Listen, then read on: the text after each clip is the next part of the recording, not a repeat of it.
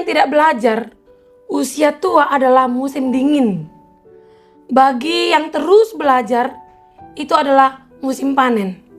Oleh karena itu, agar kita memanen yang baik di masa tua kita, teruslah mempelajari firman Tuhan. Dan jika kita sudah tua saat ini, bagikanlah hasil panen belajarmu kepada yang lebih muda. Mari kita berdoa. Damai sejahtera Allah yang melampaui segala akal, kiranya memelihara hati dan pikiran kamu sekalian di dalam nama Tuhan Yesus Kristus. Amin. Jemaat Tuhan, Renungan Harian AKBP Resa Sutoyo, Rabu 23 Agustus 2023, tertulis di Mazmur 71 ayat 23. Demikian dikatakan, bibirku bersorak-sorai sementara menyanyikan mazmur bagimu, juga jiwaku yang telah kau bebaskan. Dalam bahasa Batak dikatakan, ikon marolopolo ma bibirhu, ai edenok kumaho, nang todikku, nang tinobismi. Demikian firman Tuhan. Jemaat Tuhan, dengan bertambahnya waktu, kita akan menjadi semakin menua. Kulit kita semakin keriput, kekuatan tubuh kita berangsur-angsur merosot, menjadi lebih lemah. Dan aktivitas pun sudah sangat terbatas. Banyak orang dihinggapi rasa cemas dan khawatir ketika mereka menginjak masa tua. Mungkin karena anak-anaknya sudah jauh dari mereka. Atau jika masih ada di dekatnya, ia merasa anaknya sudah tak membutuhkan dirinya lagi. Banyak sekali orang-orang tua yang harus menghabiskan sisa hidupnya di panti jompo. Ada yang memang sudah tidak memiliki keluarga. Ada pula yang memang sengaja dititipkan oleh anak-anaknya karena mereka merasa kerepotan dan tidak sanggup merawat oleh karena kesibukannya. Oleh karena itu, tidak sedikit orang takut menjadi tua, sehingga berbagai upaya dilakukan agar supaya tetap awet muda. Ada yang menempuh jalan operasi plastik, permak wajah, sampai keluar negeri dengan biaya yang sangat selangit. Makan makanan organik dan obat-obatan untuk menjaga kebugarannya. Namun seperti apapun usaha manusia, tetap saja masa tua tidak dapat dihindari.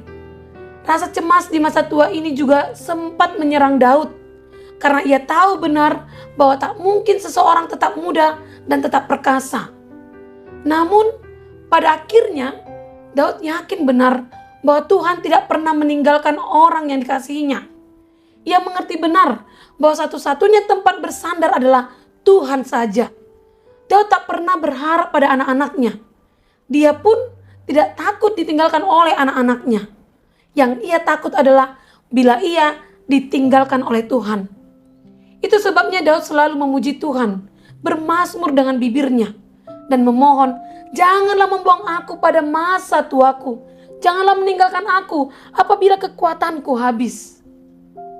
Jemaat yang terkasih, saya pernah baca seekor paus muda baru saja kehilangan induknya dan belum cukup dewasa untuk dapat bertahan hidup tanpa perlindungan dan dukungan dari pihak luar.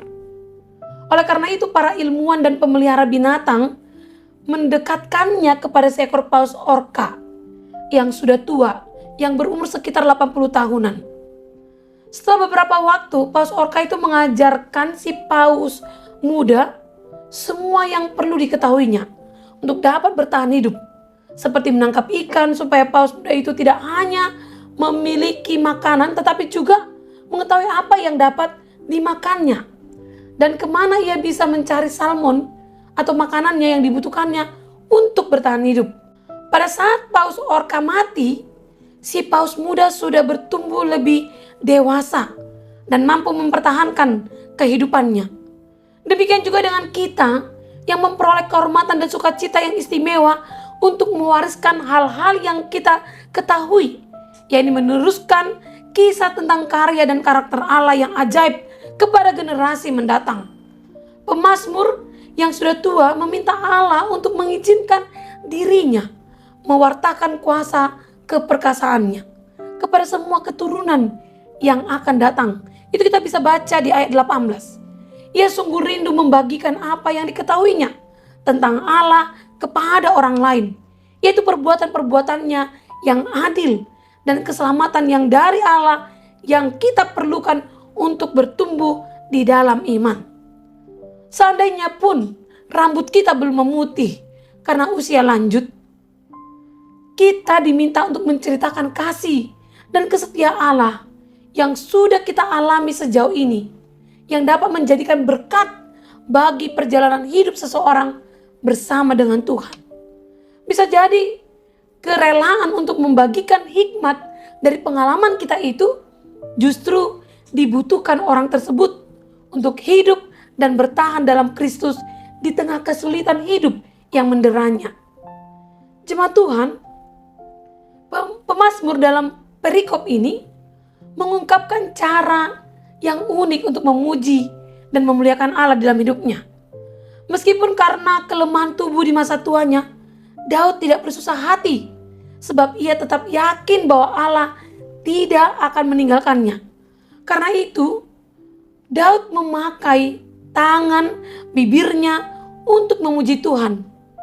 Seperti Daud, mari kita bersaksi bahwa Tuhan adalah tempat perlindungan yang teduh. Tuhan harus dipuji dengan segala yang ada pada kita.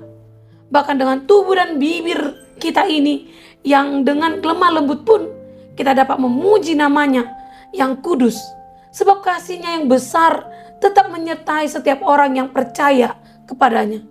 Dan sampai masa tua kita, mari memakai bibir kita mengajarkan tentang kemuliaan Allah, sehingga banyak orang percaya dan menjadi saksi Kristus yang baru, yang terus mewariskan dan diwariskan sampai Maranatha. Amin. Kita berdoa. Ya Tuhan Allah, aku menyerahkan hidup kami kepadamu. Mampukan kami dengan kuasa Roh-Mu, supaya kami dapat memuliakan Engkau dengan bibir dan tubuh kami. Walaupun tubuh kami akan mengalami kemerosotan dikarenakan usia yang semakin menua, kami memohon, berilah kami kuasa Roh-Mu agar iman kami tetap kuat, dan pakailah hidup kami untuk terus mewariskan iman kami kepada kaum muda, khususnya keluarga kami, anak-anak kami, cucu-cucu kami, agar masa tua kami tidak menjadi sia-sia. Berilah pada kami keberanian dan semangat untuk terus menghadapi kesulitan hidup, agar kami dapat memuliakan Engkau dalam setiap perjalanan hidup kami, dan jadikanlah kami sebagai sumber berkat bagi sesama kami, agar kelak kami layak menjadi bagian dari kerajaan-Mu. Terima kasih Tuhan. Amin. Jemaat Tuhan, selamat mengisi waktu hidup Anda dalam kesukaan Tuhan hingga masa menua kita tiba. Salam sehat, Tuhan memberkati.